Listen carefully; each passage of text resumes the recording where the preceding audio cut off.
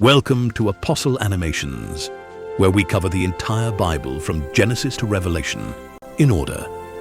If you're new here, start from the beginning, and if you're back, welcome home. Let's get into it. Not long after the destruction of Sodom, God kept his word. Just as he had promised, at the exact time he had said, Sarah conceived, a woman of 90 years old. A woman who had spent her entire life waiting for this moment. A woman who had laughed at the very idea of it not long ago when the angels sat under the terebinth tree and told her she would have a son. She had laughed then, but now she was holding him. Abraham was 100 years old when his son was born. 100 years old. And the scripture says he called his son's name Isaac, just as God had commanded him. He circumcised his son when he was 8 days old, just as God had instructed, just as the covenant required. Isaac, it means laughter. Not the quiet, private laugh Sarah had inside the tent when the promise seemed impossible.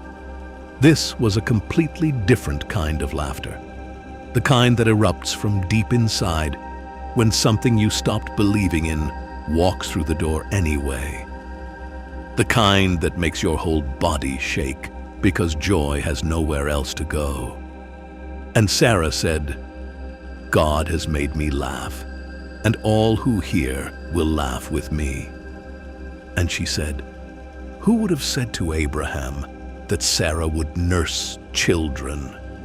For I have borne him a son in his old age. Think about what she was saying. This woman had carried the weight of barrenness her entire life. In a culture where a woman's worth was tied to her ability to bear children. Sarai, now Sarah, had lived with that pain for decades. She had tried to solve it herself with Hagar. She had laughed in disbelief when God promised it, and now she was nursing her own son.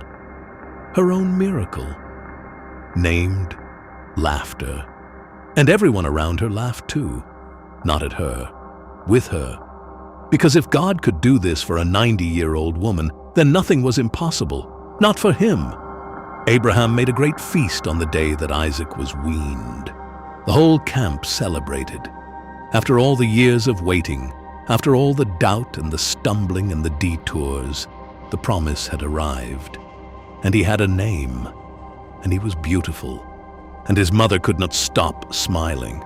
But joy in this household was complicated, because Ishmael was still there. Ishmael, the son Abraham had with Hagar the Egyptian, the son he had loved for 14 years, the son he had begged God not to forget on the night God told him Isaac was coming. Ishmael was now a teenager, strong and growing, and on the day of the great feast, Sarah saw Ishmael mocking. Just that one word, mocking. The scripture doesn't explain exactly what he did or said, but Sarah saw it. And something in her rose up with a fierceness that only a mother protecting her child can produce. She went straight to Abraham. Cast out this bondwoman and her son, for the son of this bondwoman shall not be heir with my son, namely with Isaac. And the matter was very distressing to Abraham because of his son. This was his firstborn, his boy. The child he had held as a newborn when he was 86 years old and had never thought he would have any child at all. For 14 years, this boy had been his son, the only son he had ever known. And now Sarah was asking him to send him away into the wilderness. But God spoke to Abraham in the night. Do not let it be displeasing in your sight because of the lad or because of your bondwoman. Whatever Sarah has said to you, listen to her voice. For in Isaac your seed shall be called. Yet I will also make a nation of the son of the bondwoman, because he is your seed. God was not abandoning Ishmael. He was making it clear that Isaac was the child of the covenant. But Ishmael, he would take care of Ishmael himself. So Abraham rose early in the morning. He did not delay. He did not argue.